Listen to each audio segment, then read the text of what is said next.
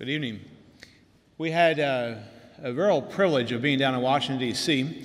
to meet with the Selective Service, and a very educational opportunity there. The Selective Service, we discovered, is not part of the Defense Department.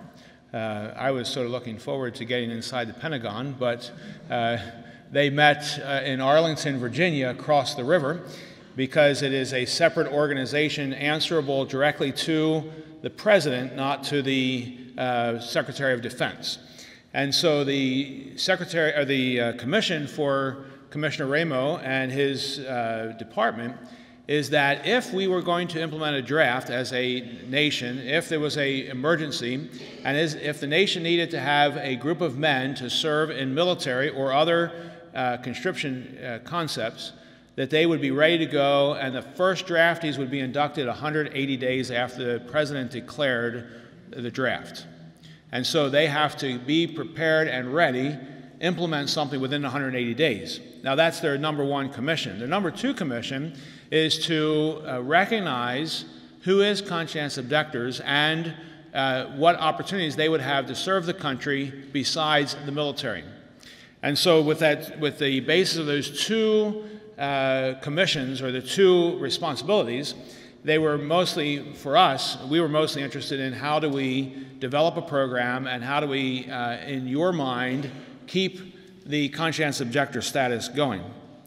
There was several interesting notes from that meeting. Number one that I thought, well, I don't know if it's the most important, but first one that comes to my mind, and that is that even though we haven't had a draft since 1975, the Selective Service maintains current draft boards. There are 2,000 draft boards across the nation that are currently trained and ready to go, so that if the President declares that we need them, they are ready to go. Those draft boards are not military men.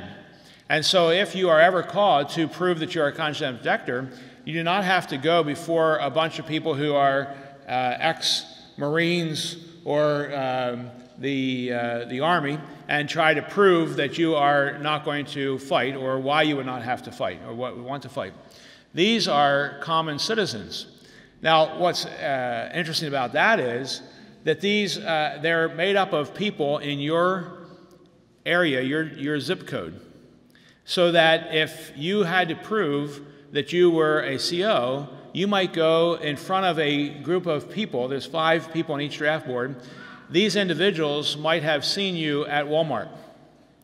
They might know how you drive your car.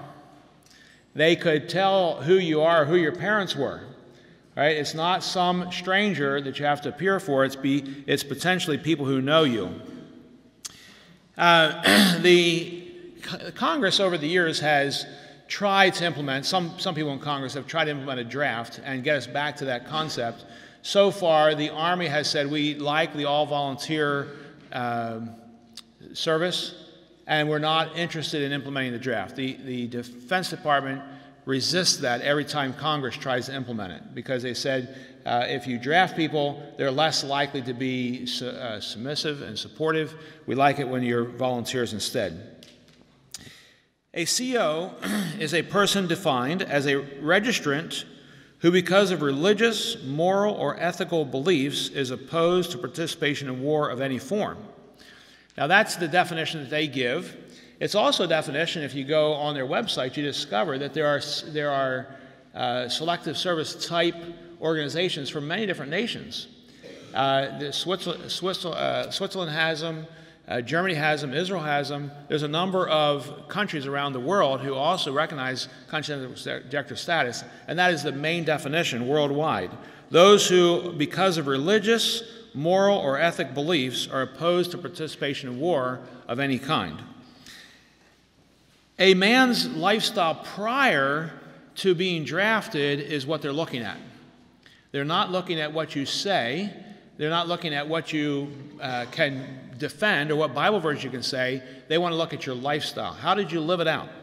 Now, having said they're going to look at your lifestyle, it's not an investigative board.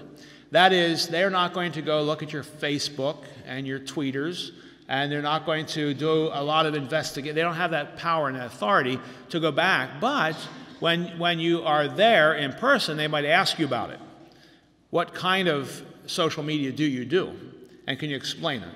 That, although they won't have a whole printout of things to ask you from that.